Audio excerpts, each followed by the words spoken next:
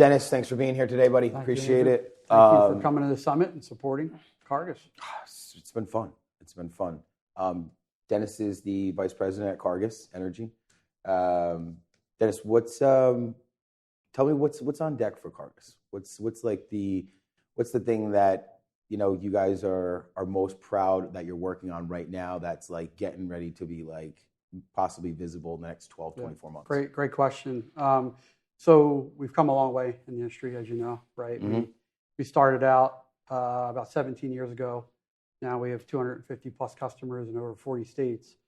And what we learned through the last 17 years, and then most notably like the pandemic, was technology central to everything, right? When we started in the industry, we really focused on operations, like drive less miles, deliver more gallons. But things have changed the last couple of years, right? People are working virtually. Mm-hmm. Technology is becoming more important. So we're really focused on two things: employee experience and consumer experience. So those two areas is where we'll focus our product roadmap and product improvements moving forward. I've been asking everyone kind of this one question. Do you think that the industry needs something? Like, does it need something to secure the next 15 to 20, whether it's like a new product or someone to take like a posture of like a leader, like Bezos is like the leader in the online retail space. Like, what does our industry need? That's a great question, right? I think it's under attack, right? As we know. Mm-hmm. Propane's kind of sort of separating itself from distillates and other fuels. And Perk, I think, is stepping up. Yep. Think about Tucker Perkins, if you ever met him. Yes. Stuart Weedeye from Blossman. Those two are a great pair. And I think what the industry needs is really, the dealers, the partners, to rally, right? Because, propane is a fossil fuel, but a clean fossil fuel, right? It can be very competitive. Technology, I think, becomes more important for the industry. It's not just technology like software like Cargas, but technology related to, dealers and systems and trucks and, on the service side, HVAC, that sort of thing. So I do think, I think it's a good point, like good question. Who is sort of a leader of the industry, right? Yeah. Who's mapping out that 15, 20, 30-year plan? I see sort of Perk stepping up to do that, with MPGA, and then people like Stuart Weedeye who have, been good stewards of the industry for a long time, helping out. I'm just like kind of like wondering, like, who's going to be the person, or is it going to be a product, that comes out, right? And that company that introduces the new product, to heat your home with is like, okay, they're I think there's products they're out there, the right? one. You have big companies, big manufacturers. Yeah. The ability to sort of build these products that can be game changing. Yeah. But as you know, it's sort of disjointed, right? The states are disjointed, then you have the national level. So you got to kind of see that more rallying, right? More rallying at the state level, working with the national organizations to promote, propane as a fuel source that is clean. You know what I mean? A good versatile fuel. So next question is, it's a little different. You have your hands on technology like that is being used in the industry all day, every day, and stuff like that. And, you've worked with enough dealers to kind of know like what the size of the dealer, would need. Yeah. So you have a Dennis's Energy, and you're doing 5 million oil, and you're doing 3 million propane. You have 10 service techs, AC and heat. What's your tech stack look like? Great question. So tech stack would be, you got to have a really strong back office system, right? Mobile technology in the field, right? Consumers want the same experience from their dealers they get from retail, like Amazon, or going to Target, or ordering food online, right? So they want the same tools, the same people, right? They want to be able to pay easily through tap to pay or buy now, pay later. And then I would layer on a good marketing automation tool on top, right? Like that's key. I think with this industry, not to plug your company, right? But they need help. That's okay. Right? We'll take it. Right? They need help with marketing. They really do. Yeah. But they need marketing automation to help with that, right? You're competing with utilities. You're competing with other service organizations, right?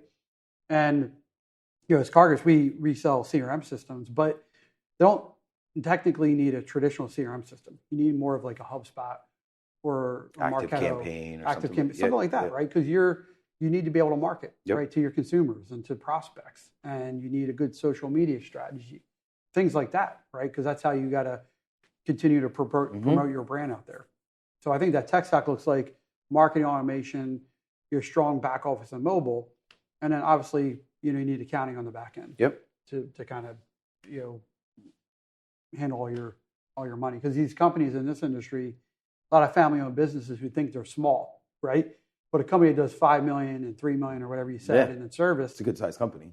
Yeah, I mean, you take the price of fuel times the gallons. I mean, you get up there, right? You're not that small, right? You need to be on top of your business. So that kind of leads me just to my last question. With the size that Cargas is now, Cargas Energy, and the advancements that you guys are making, and what you're planning for the future, is your target becoming a little bit more of the enterprise customers? Great question. So it's really a mix, right? There's not many what we consider enterprise or premier customers out there.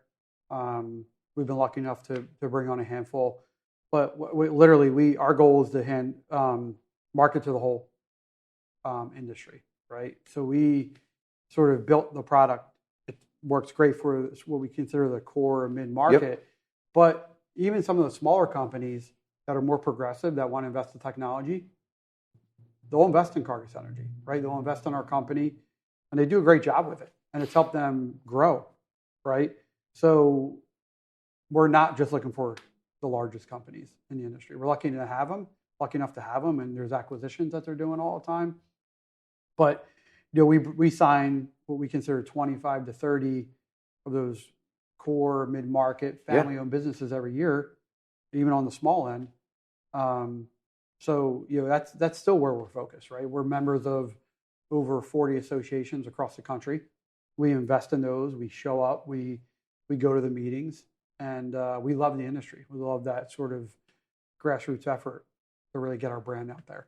I couldn't agree more that you guys are very deep in the industry, and that love is shared with my company too. I just love being here, just like you guys do. It takes a lot of effort, right? It does. It's not just signing up for associations. It's like going. That's where the investment is. Taking the time to meet with people, because we were a strong brand. As you know, we're based here in Lancaster, Pennsylvania, so we grew in the Northeast at first, and then down East Coast, like North Carolina, Virginia, down in South Carolina, Georgia. And then as we grew in the Midwest and the West, people don't know your brand as well until you actually get out there and meet with people. I feel like our growth pattern is so similar to that. Like, we've not saturated the Northeast, but you're well known in the Northeast. We're starting, Mid-Atlantic. We got some good brand recognition, and now we're starting to talk to some people in the Carolinas and stuff like that. And I think next we'll start moving that way. All right, Dennis. Last thing, I always tell whenever I sit down with people and do these things, ask me something, anything you want. Try to keep it above the belt, but I'll keep it above keep the it belt, clean. Right? But go for it. Anything. So we've known each other a long time. Right? 10 years, I think you said. You built your business from the ground up, right? And have done a great job building your brand. Thank you. What's your what's been your favorite part of sort of the ride and the journey? So I grew up commercial fisherman, blue collar kid through and through. Yeah. And I think what really gets my juices going is seeing and working with other blue collar families. Yeah. And when they get a win, when we can bring them some really good wins, increase customer count 10, 12%, especially on full service. Yeah. And they're just oh my God, I just see what that means to them. Right. And when I get to share in those successes with them, it's all worth it. That's awesome. All of it's worth it. Yeah. So you really kind of relate, right? Yeah, to the industry. It's fun. I'm in the same boat, right? My family was in the produce industry, very blue collar upbringing, and that's how this industry is as well. I'm excited for 10 plus more years. Dennis, thanks so much, buddy. Thanks, buddy. Appreciate it. Yeah, thanks for coming again. Yeah, thank you. Appreciate it. Yeah.